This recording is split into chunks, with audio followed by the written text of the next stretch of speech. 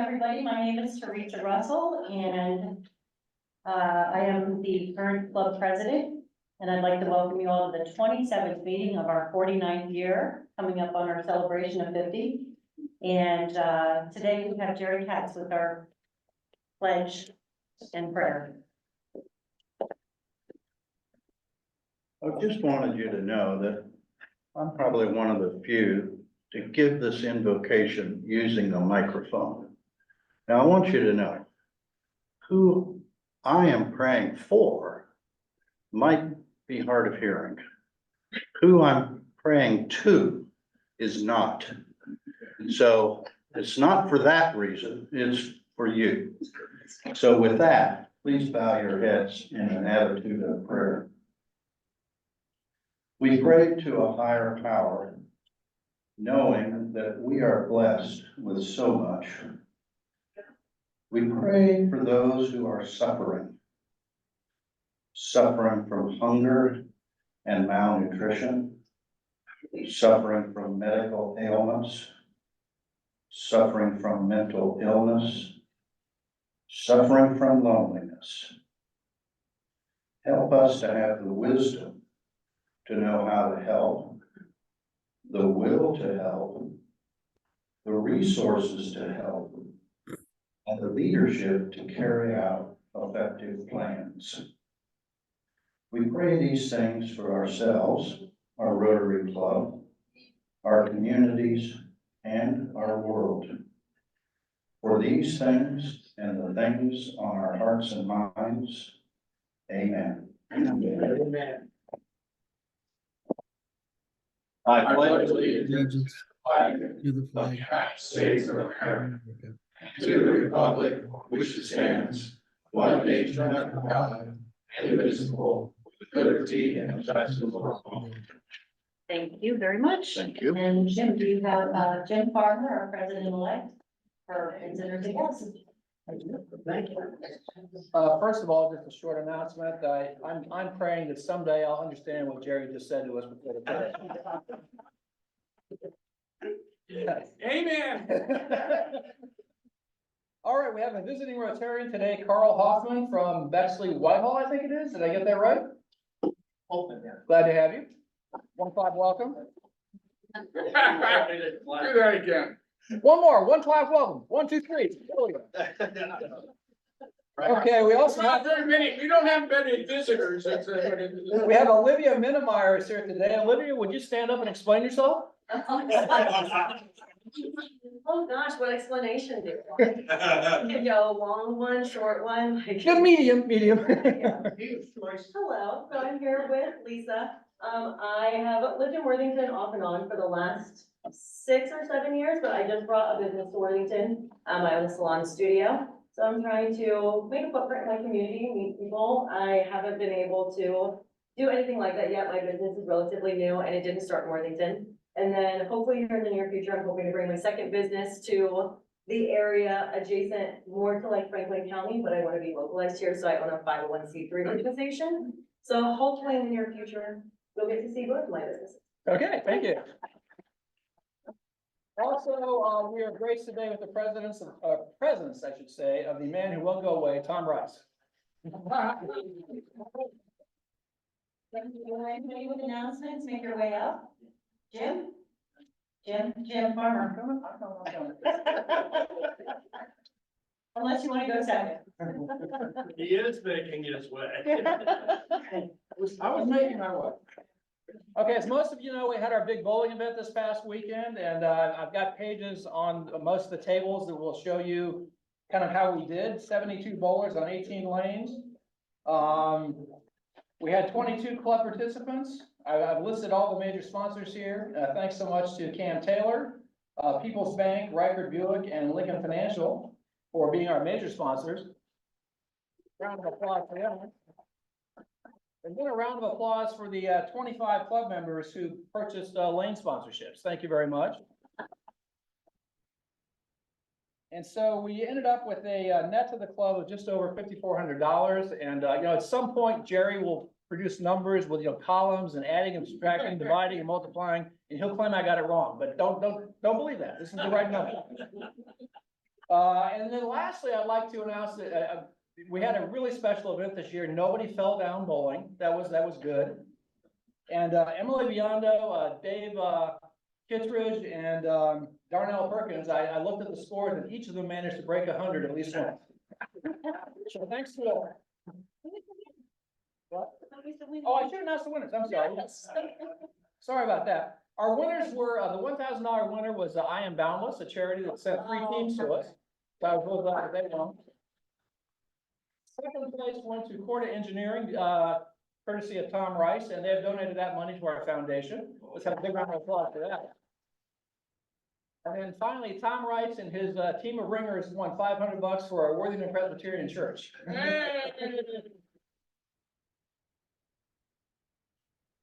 All right, last night we had our first in a series of ongoing quarterly new member orientations. If you recall, right before COVID, John had done a great job getting that up and running, and then COVID hit, and then we really had a hard time getting it going yesterday again. So yesterday marked the first one in what will be a quarterly new member, meet and greet fellowship, and we had a great conversation. I think we had maybe 15 or 18 people in the room, and I want to thank John for doing all the legwork to putting it together. He did a great job, so thank you.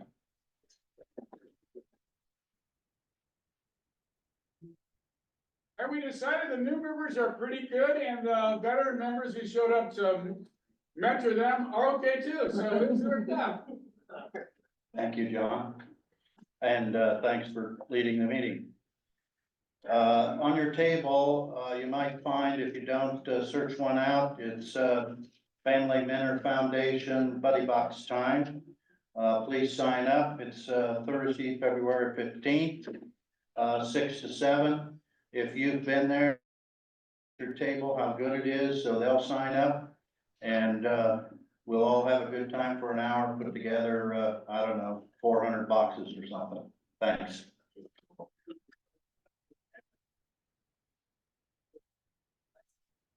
This year, if you don't already know, in September, it's the 50th anniversary of the chartering of our club. And so I have volunteered to put together a committee and help coordinate an event, I guess, or actually it's the club. So you're gonna help coordinate an event, whatever you choose, but I'm gonna need some help doing it. So it's a wide open slate as far as what we want to do, how we want to do it. So if anybody is interested in assisting me, email me, see me after the meeting or during the meeting, and we'll start to put a committee together and celebrate our 50th year here in September. Thank you.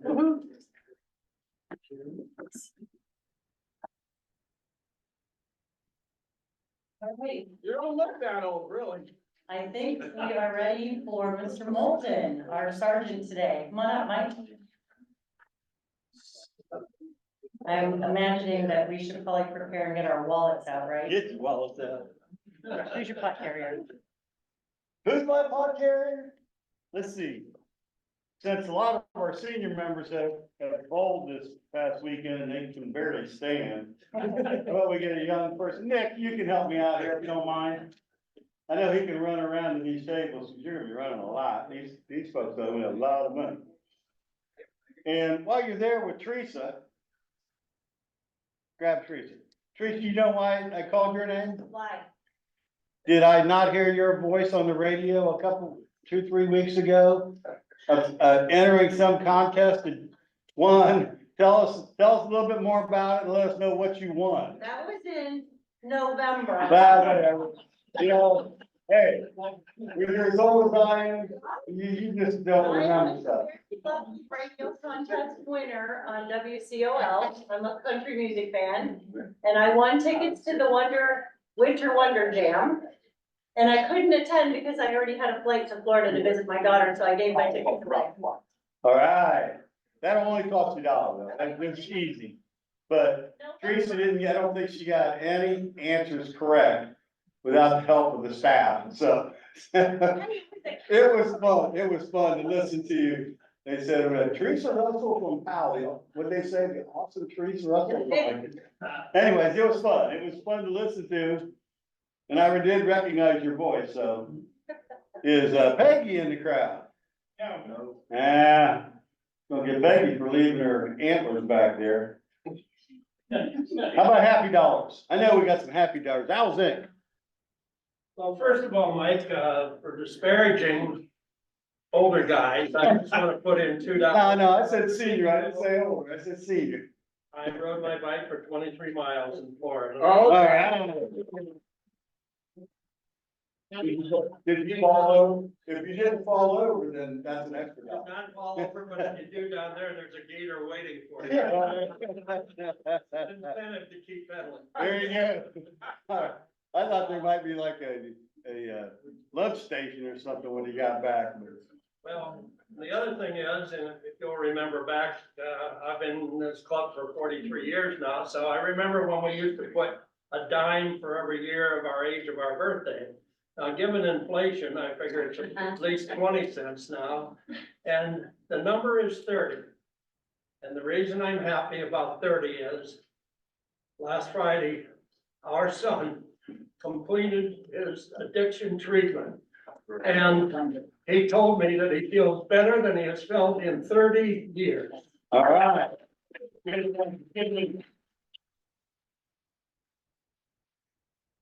Okay.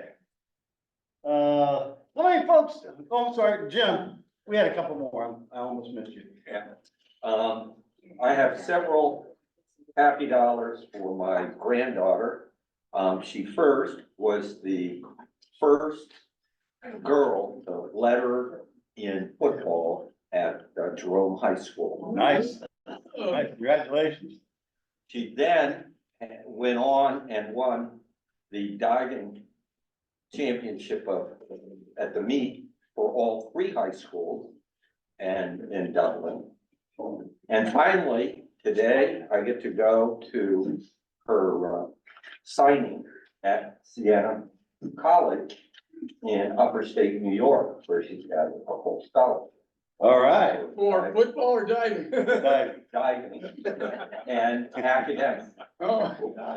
She did quite well with her academic. So That's great news, Did she play in football? She was the football, the kicker. Yeah, after point. Congratulations, Jim.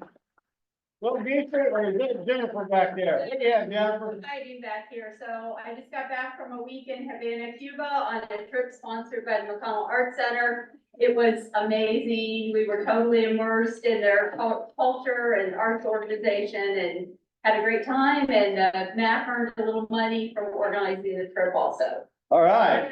Did you bring any cues back?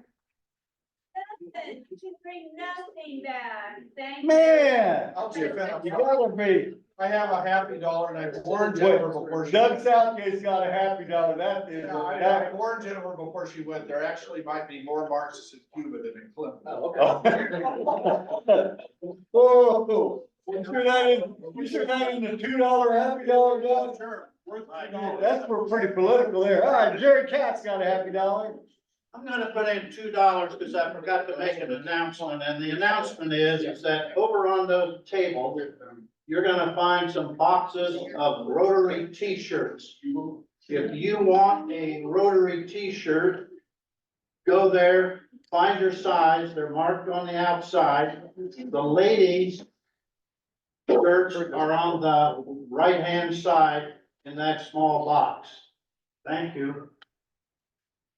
All right, Jerry. Hey, they got any extra fat in there? Oh, one more happy dollar back here. So my first happy dollar is the magazine is launching March 1st. Oh, Premiere nice. issue, so I am absolutely thrilled. And the second one is for Olivia joining us today. I think it's important to always bring new people into the club, and I'm just thrilled to have her visit and see what it's all about. All right, thank you. Glad to have you here, Olivia. Okay, let's see who else. Anybody other happy dollars right there? George Norris. He's gonna go to the appointment. Out tomorrow morning at 6:30, Lynn Wixell and myself, and a good friend of mine who's never been out of the country at 81 years of age, we're going down to visit Dave Hansen. In Mexico. In Mexico, you're going to Veracruz? And, we're looking forward to it. We're gonna come back next Thursday. Okay. And it's- Okay. We're looking forward to it. We did it last year and we're repeating it again this year. And I'll tell you, it's wonderful. That he's a great helper. John, congratulations. John, good having me in for a weekend. All right, any other happy dollars? All right, no other happy dollars. How many of you actually bowled this weekend? That was really good to hear about how many people we had. Fantastic. For those of you who did not participate in that event, go in $1. And as usual, $3 max today, so. How about how many, folks got to make it to the rah-rah? That was, looked like a pretty fun time. I saw everybody's picture in that. There you go. And the rest of you who didn't make it, go in another $1. Okay, we're gonna make it easy today. Who in this club is a Kansas City fan? We got the Super Bowl coming up. We got 1, 2. How about 49ers? If you don't raise your hand at all, you're gonna pay $1. So you gotta pick one of those teams. You gotta Can we pick go one. back to the first one then? Yeah, yeah. So you know who you are. You pick one of those teams. Now, Coach Tony Phil's gonna pull this out of his rabbit hole.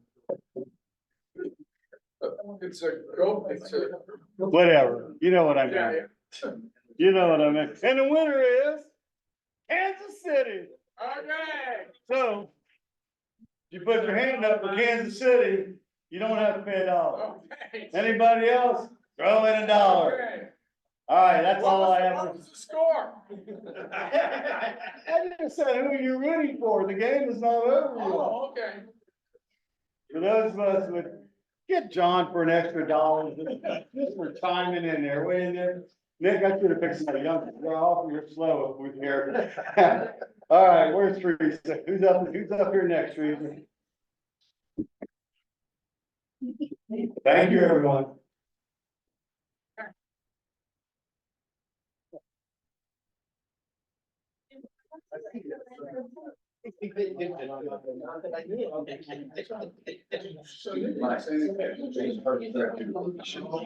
I would love to make a wonderful introduction to our speaker today, Doug Southgate, who is going to be speaking to us about the need for US support. Maybe, okay. I Well, the problems of my wife's. I welcome you. Okay, thank you very much. So a marketing opportunity here. Hey Steve, I might need your. Oh, I got you.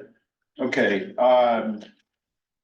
my wife will be happy to hear, working on like this. Is this thing working? Yeah, okay, so, I'm working on what I promised my wife, I'll keep this promise, is my last book. So this is called Reversing Deforestation. Can you all see that in the back? Oh, no, so it says how market forces and local ownership are saving forests in Latin America. Long and the short of it, I'll put my future sales at risk here. You don't need to worry that much about deforestation. It's something I've been studying for a while. So there is pain with this book. I was telling Tim Shear before we started, which is for the first time in my life, I'm working with a younger co-author. My previous co-author, the immediately previous co-author, died in May 2021. She reached her 101st birthday and then the next day checked out. Now, it was much better to work with older people. Younger people, they have problems. They don't understand punctuation, style, all this sort of. Careful. Yeah, I know. But anyway, but this, we have a book cover. Stanford tells us that it's gonna be part of the catalog in a few weeks. You just have to finish the book now. So, okay, let's get this started. Yeah, get me going. All right.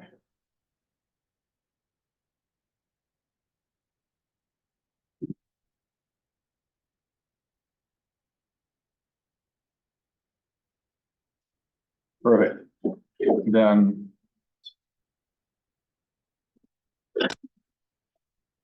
That looks great. So this is forward, back? Yep. Okay.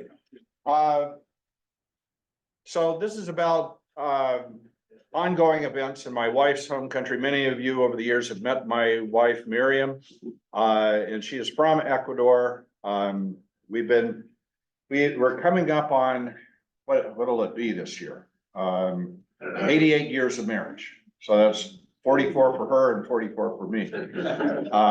My good fortune, in terms of learning Spanish, she's from the highlands of Ecuador, the Andes Mountains, where they speak much more slowly, as opposed to being from Cuba or Puerto Rico, Venezuela, and so forth. So this is her country. It's not that big territory wise, about the size of Arizona or Colorado, although with considerably more environmental diversity, actually stunning environmental diversity. So is there a pointer light on this thing? Yeah. This? Yeah. This? No, I've already broken it. Oh, here it is. So I mentioned the Andes. So the Andes are the longest mountain chain in the world. 150 years ago during the 1800s, they were thought to be the tallest mountain chain in the world, but that's sort of an easy mistake to make because there are several peaks in the Andes through here that are over 20,000 feet long. The Andes are the longest mountain chain. They extend from the very tip of South America. Some of you have taken cruises around the southern edge of the continent. I don't envy you. There's very treacherous oceans down there, but they extend from there right up, basically forming the border between Chile and Argentina and then continuing through Bolivia, Peru, Ecuador, and Colombia. To the east, so the mountain, you see the Andes going through here, just to the east, immediately downhill, from there are Amazon jungles, or excuse me, rainforests, we're supposed to say. So jungles that were barely penetrated 40 or 50 years ago. There's a lot of economic activity out there. Now, there's still a lot of forests, but oil was discovered there in 1967 in the town of Nueva Loja. But this is going to be an important part of the presentation because this involves drugs, big time cocaine trade. Ecuador does not produce coca. I don't know if there's any processing these days into cocaine, but it is immediately to the west of, it's not shown on the map, but southern southeastern Colombia, which is the heart of coca production and cocaine processing in that country. So you have jungles giving way abruptly to very tall mountains, and then there's the coastal region where the country's largest city is. That's Guayaquil, the major port, also the center of this new surging cocaine trade. A couple of places. So here's Guayaquil, Manta. This is where a U.S. Air Force base was. More on that later. Most important city is Ibarra, right here. That's my wife's hometown. Okay. And what else do I need to? That's about it.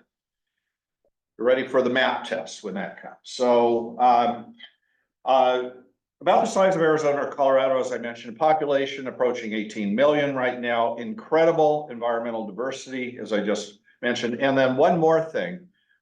This is a country that up until a few years ago, it was a peaceful place. Quite a contrast with the neighbors both to the north. You all saw Romancing the Stone, right? And so that was Colombia. Although I understand part of it was filmed in Veracruz. And then to the south is Peru. Peru is one of two countries at least where coca production is legal. It was a traditional product. When you check into a hotel in the highlands of Peru or Bolivia, you're served coca tea. It helps with you to deal with the altitude sickness. I think the main benefit is it gives you liquids. The big thing to do when you're at very high altitude is to drink a lot of liquids. Not beer though, not booze. Yeah. Could you explain what you mean by diversity of environment? Just more variety. Jungles, mountains.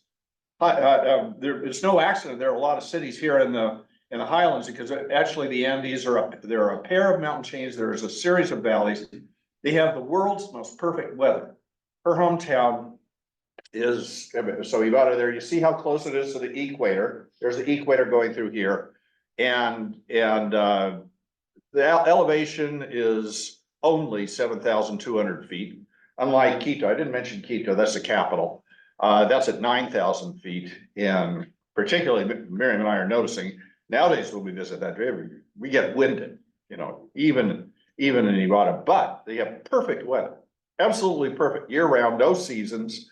82 to 85 degrees is a high every day, and then it cools right down into the 50s at night. I can recommend that. I took to it immediately. I loved it. So, and then you have beaches. Zero equator line, right? I mean. Yeah, this is zero. The country's name means equator, in Spanish. Okay. So that's the geographic setting. Let's go back here. I mentioned that Ecuador was sort of a haven of peace. For example, during the 3 years that when we were there in 1990 to 93, before then, since then, and so forth. But you know, change started to come about 5 years ago in 2019.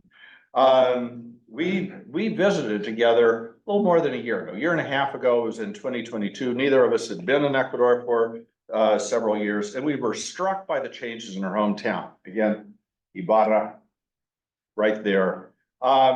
Now this was a town, it's a provincial capital, but when Miriam was growing up, right through the 60s, there were 35 to 40,000 people there. It was a peaceful place, a very safe place. I asked her recently, you know, what age did you start walking around on your own in town? She said, oh, when I was in first grade. It was not a problem. Everybody knew each other in this little mountain city, and so it's safe. It now has 300,000 people, and this tremendous expansion in fairly recent years signals something. There are all sorts of new houses. There are late model vehicles and so forth. A lot of bad traffic in Nevada now, and I was puzzled. I'm an economist, and I know that there was heavy capital flight. That is, Ecuadorians were moving their money out of the country, and so anyway, there was capital for reasons I'll explain in just a minute. But so where did this money come from? It was basically drug money sloshing around there. So the country was drenched in this stuff. So this capital flight, the people acting on the desire to get their money, people and businesses acting on their desire to get their savings out of the country, happened during the administration of Rafael Correa. Now, before I proceed, I know there's at least one proud graduate of the University of Illinois. Any others? So Dick, who's that back there? Bonnie. Oh, Bonnie, yeah. Well, meet one of your fellow alumni. This is Rafael Correa. Rafael Correa was the fellow, he became president in 2007, held on for 10 years, winning election. He wasn't a dictator in that sense. He has a PhD from University of Illinois in economics of all our things. Well, he was also a close ally of Hugo Chavez, whom some of you have heard of, a prominent leftist leader in Venezuela, helped drive Venezuela into the ground. And he did various things to precipitate this capital flight. He threatened to reverse Ecuador's adoption of the US dollar as its currency. It got rid of its national currency and adopted the dollar in the year 2000, just as the new president of Argentina is threatening to do. Well, anyway, Ecuador did it. It was very popular. It meant Ecuadorians no longer had to worry about Ecuadorian inflation, which is a big relief. Anyway, he threatened to do that, and he actually implemented other policies that discouraged investment and so forth. Here you see him. I've never seen a picture of Rafael Correa in which he's not, haranguing a crowd. It's sort of habitual with him. And he's pretty good at it. He's also vehemently anti-American. So he took office in 2007. Fewer than 2 years later, in 2009, he expelled the United States Air Force from a base in Manta. Let's go back quickly to the map. So I pointed this out. Here's Manta on the coast. So there's an Ecuadorian Air Force base there. There had been an agreement many years earlier for the United States Air Force to operate out of Manta to surveil drug-related activity, not just in Ecuador, but in the broader region. So it was a very important part of drug interdiction efforts. Well, Correa kicked the U.S. Air Force out of the Manta base and also announced that Ecuador would no longer participate in drug interdiction efforts. So that happened. So that was Correa's policy. Now, toward the end of his administration in 2016, critical changes happened in Ecuador's northern neighbor, again, Colombia. That year, peace accords were reached with FARC. FARC is an organization you might have heard of that stands for Revolutionary Armed Forces of Colombia. A very unpopular group, let me tell you, in Colombia. And the peace accords were unpopular. The Colombians had to have 2 or 3 votes, well, at least 2 votes on this before the Colombian public finally got the message and voted for this. Anyway, the peace accords were established, and in 2016, within a couple years, when the country still had a conservative government, Colombia, and the spraying of coca crops, again, out here, just to the east of Ecuador, so in southeastern Colombia, all spraying of coca with herbicides was stopped. So there was a boom in coca production, a boom in cocaine processing, and so forth. It really took off. And Ecuador was ideally positioned. Ecuador was ideally positioned to, I shouldn't do that, to be the transit point, the transshipment area for getting Colombia out to world markets, to the United States, to Europe, and so forth. Hold on just a minute.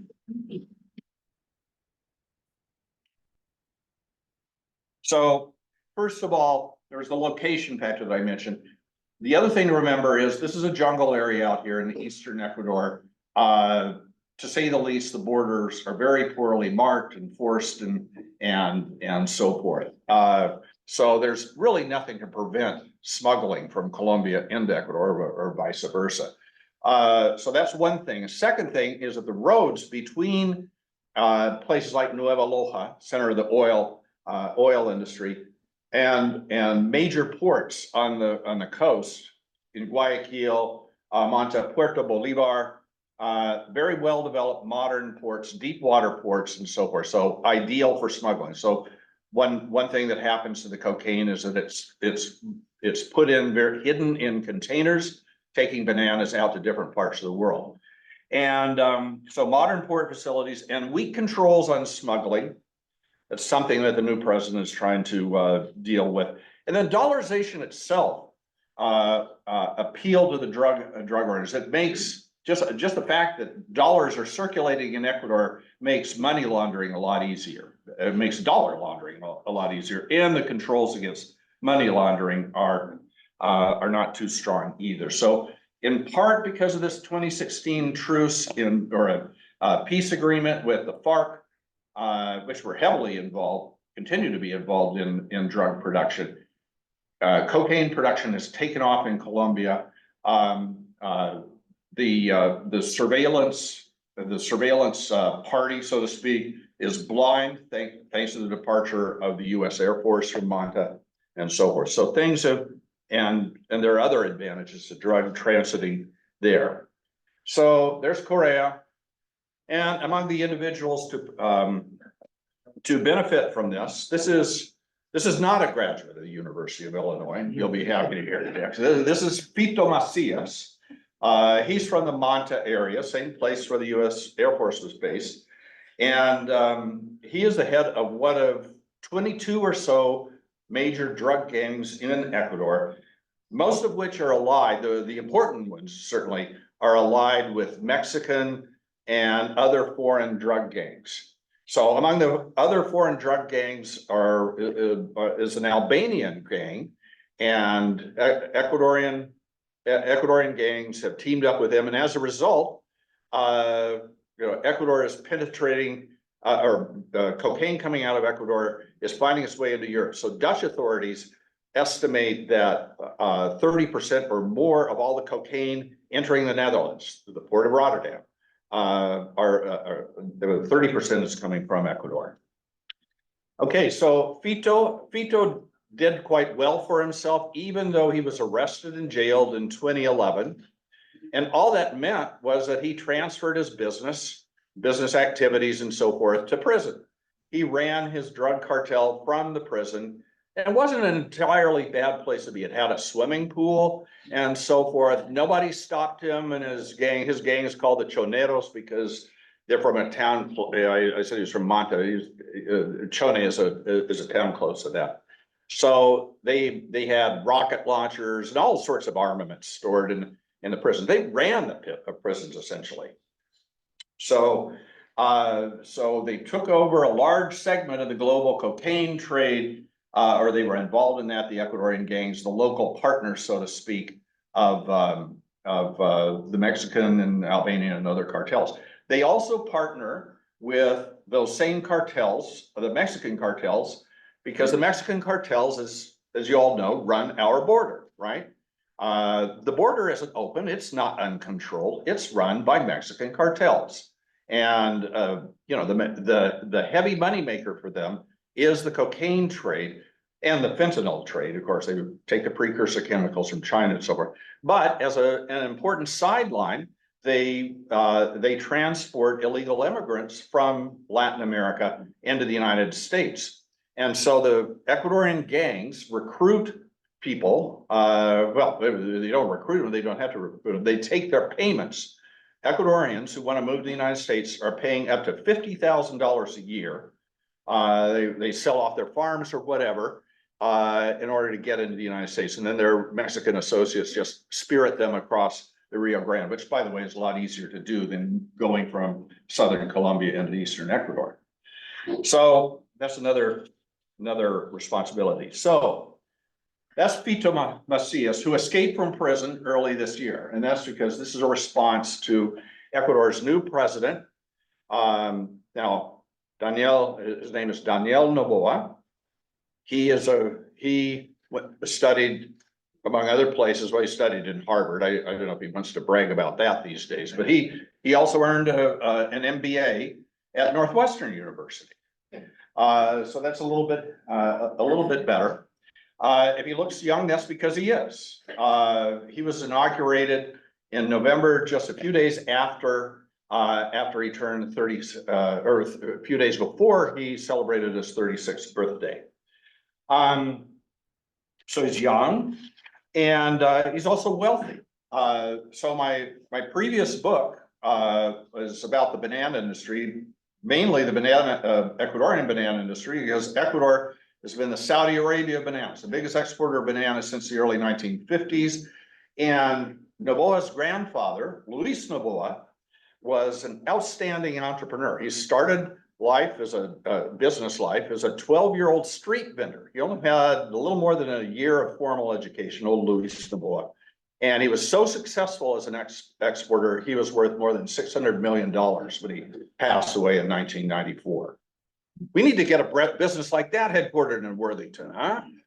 We just need to grow some bananas around here. So his education, as I mentioned, MBA from Northwestern, master's from Harvard. And then anyway, there was an election last year in Ecuador in 2023, and he won it. It was an election plagued by violence, carried out in the face of the drug dealing crime and so violence in the country. One of the presidential candidates, a fellow named Fernando Villavicencio, was assassinated. Just they had 2 rounds. It's like the state of Louisiana, if anybody's familiar with that. In Louisiana and other states, you have to win, same in Georgia too, now that I think of it. You have to win a majority plus 1, or 50% plus 1 to win the office. And they have the same system in Latin America. That's no accident. For me, Louisiana, where my grandmother was from, Louisiana's our own little part of the Caribbean or Latin America, right here in the United States. So before the first round, Vicencio was assassinated. But Noboa won with a clear mandate to do something about the drug dealing. So here are Ecuadorians, so they were benefiting in a sense from all the money laundering and so forth, able to buy new houses and cars and so forth, but the violence is just tremendous.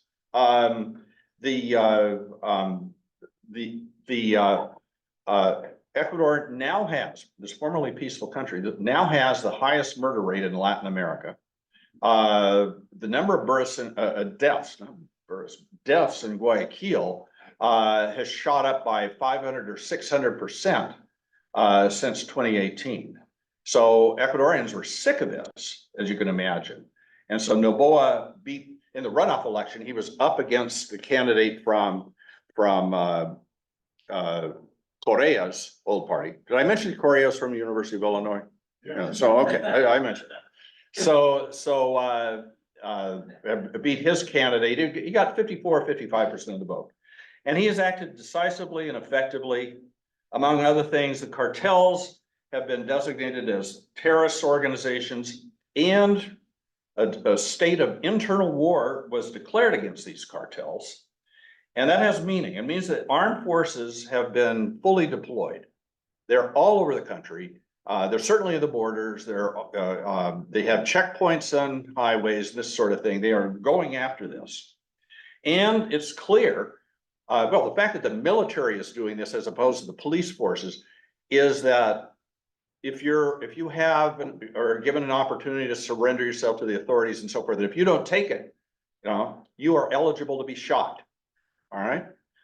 And one clear signal of this is, I'll show you a couple pictures here. I'm obviously not very fast at getting through slides, but when I show you some pictures of soldiers, police officers at work, they all have ski masks, even if they're in Guayaquil, a hot, muggy, tropical city. Why are they wearing ski masks? Because they want to hide their identity from cartel members who will shoot them and their families. So this is a clear intention that they mean to shoot. Another thing that's happening is that a good start is being made on rooting out corruption and firing judges, top police officials, and others whom the cartels have bribed. And then that's a lot of them. The attorney general, this involves the attorney general. So another woman from Ibarra. I wish I had a picture of her. She's a few years older than my kids, 43, 45, something like that. Of course, you've seen Miriam. So Attorney General Salazar from Ibarra, beautiful. Okay, like all the women in my wife's hometown. But she's fierce about going after corruption. And for example, in December 14th, she was in charge of a major operation, 75 simultaneous raids, in which 31 arrests were made, including the president of the Judicial Council and the former director of the prison system. So gosh, Pito Garcia was storing grenade launchers and so on. So no corruption there, of course. Anyway, so that prison director was gone. How many bodyguards does she have? A lot. Yeah, one of our friends in Ecuador during our time there, 90 to 93, was a Dutch banker who was head of ABN AMRO. And at some point, his threats were made against him. And so he got elite Ecuadorian police bodyguards. And he said it was an eye opener for him. He said, you guys are very well trained and serious and so forth. And that's important. I've got to wrap up here. I've told you before, when an economist says something's going to be short and clear, he's lying at least once, right? So I okay. Now, the cartels are not submitting meekly to all this. People like Vito Macias obviously play tough and dirty. I mentioned the assassination of the presidential candidate last year. 6 Colombians, not Ecuadorians, but 6 Colombians were arrested immediately within days and taken to prison. This is obviously not Manhattan, right? Anyway, they took care of them. They went into jail and they were promptly executed by fellow prisoners. And then there was another wave of attacks as Noboa's government has gone after these cartels. There was a wave of attacks on January 15th, led by the takeover of a Guayaquil television station during a live broadcast. I have a picture of that coming up. And then right after that, that was on Monday, January 15th. She immediately named a prosecutor to go after the authors of that crime, and he was dead on Wednesday, the 17th. So again, the cartels are not going quietly. Now, the cartels have up to 30,000 members. I've heard various estimates, 25, 30,000, so forth. Unless you think that's not a very large force, keep in mind that the estimated membership of the Bolshevik Party in Russia in October in 1917 was 24,000. And they took over a country that was a lot larger than Ecuador. Yeah, with allies, granted, but so forth. Shows you what a determined, ruthless, the limited number of people can do. Okay, so if anything, Ecuador's internal war against the cartels, when I volunteered to talk about this, I thought, I would just be telling you a miserable story and so forth. It's the internal war against the cartels is not going badly. And I don't think it's an accident. Noboa is serious, competent, not because of anything he learned at Harvard, but he's competent and he can't be touched and he can't be bought. He's so wealthy. He has, all the money he needs to hire the very best security. And he can't be touched. He's not bribable. And I'll tell you, having worked on that banana book, and that trade is concentrated in Guayaquil. It is likewise the historic business capital of the country. And people like the Noboas are fiercely loyal to their city, and they are hopping mad about what the cartels have done to it with all their violence. So he's the man to tackle this problem. And then the military. The military is interesting. I say Latin American armed forces to most people, and they think, Pinochet, or they think the Argentine armed forces, the dirty war, and so forth. Ecuador does not have that in its history, at least the past few decades. The military took over in 1972, right as the oil was starting to run. It was a business proposition, but they didn't kill a lot of people. There are no mass graves of disappeared people, that sort of thing.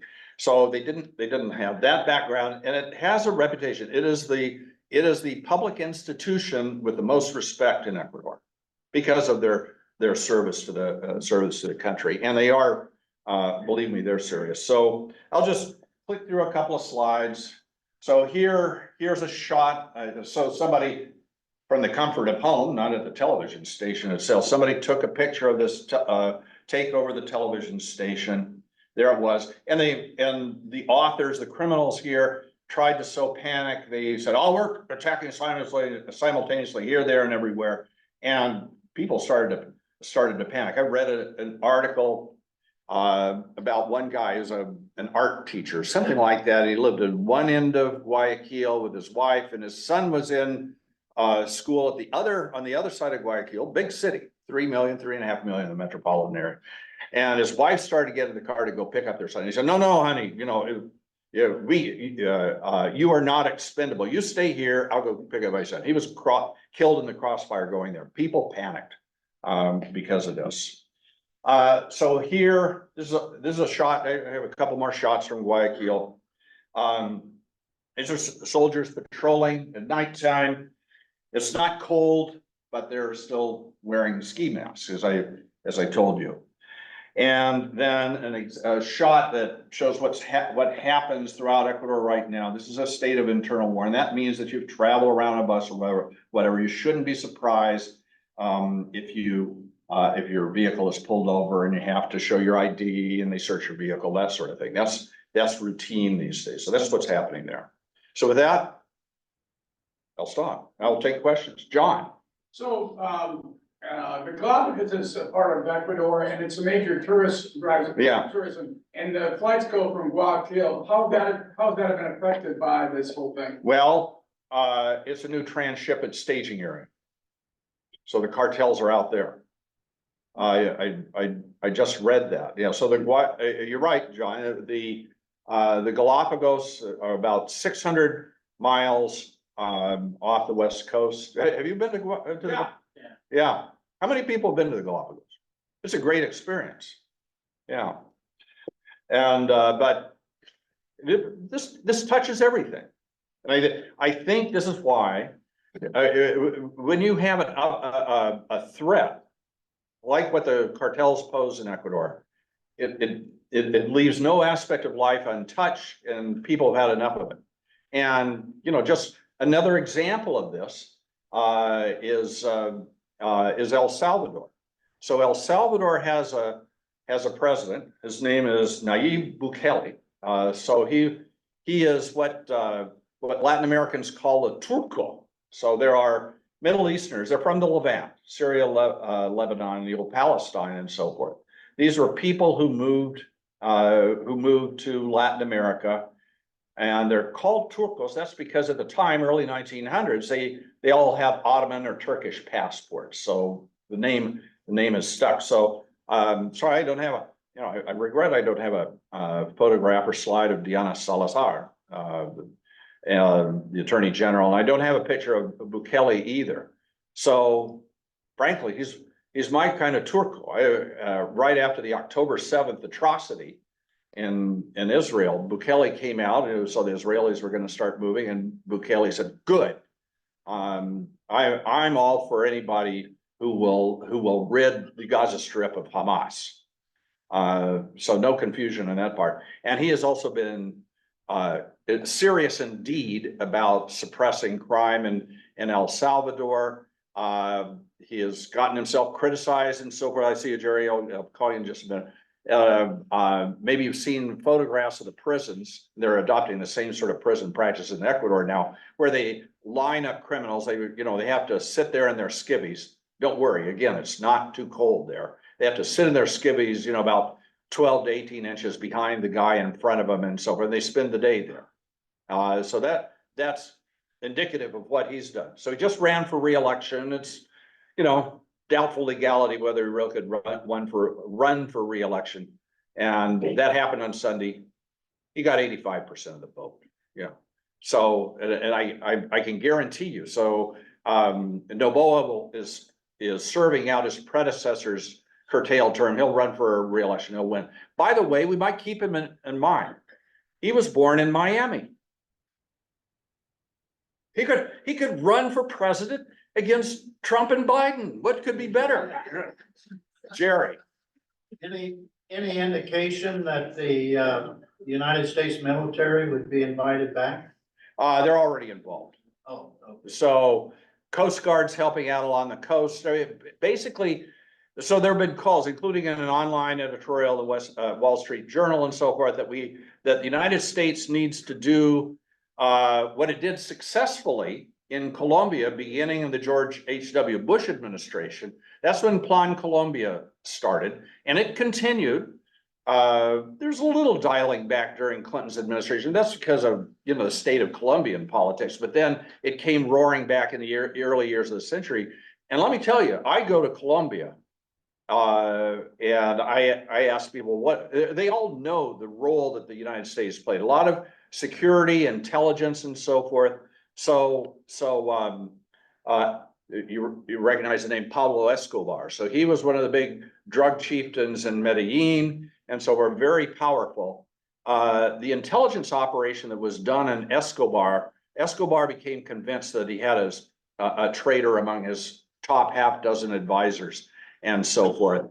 And then his suspicions would light on one guy, and that guy would be tortured to death. And then the leak still continued. And he said, "Nuts, I killed the wrong guy," and he went back. He went through his top leadership. That's the sort of thing that we did there, and Colombians understand it and they appreciate it.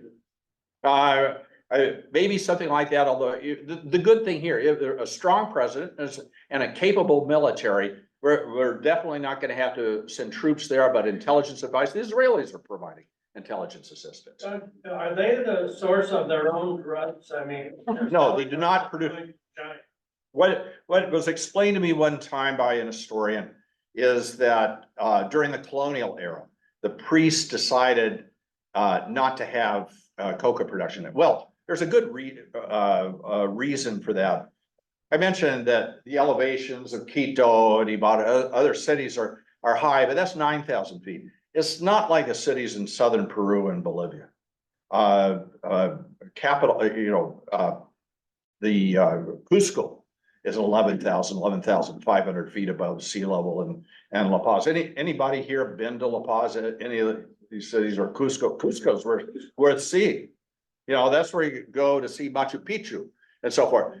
But golly, there's just not enough air there. You really get altitude sickness in that place. So Ecuador, the Ecuadorian Andes, not so high up, they're greener and so forth. You really didn't need coca the way that you did up in in Peru or Bolivia.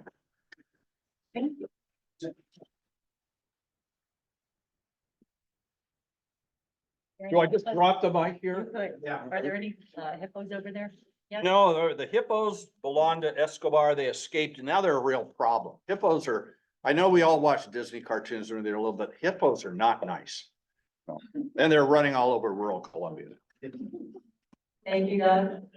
Lonnie, do we have a raffle? Are they in? $34. No, they'll shoot them. What was the total? $34. Oh, a red ticket. Please. The last four digits are 6023. That's not even the same. Too late. Jim Miller again? Oh, my goodness. Well, you get an applause for that.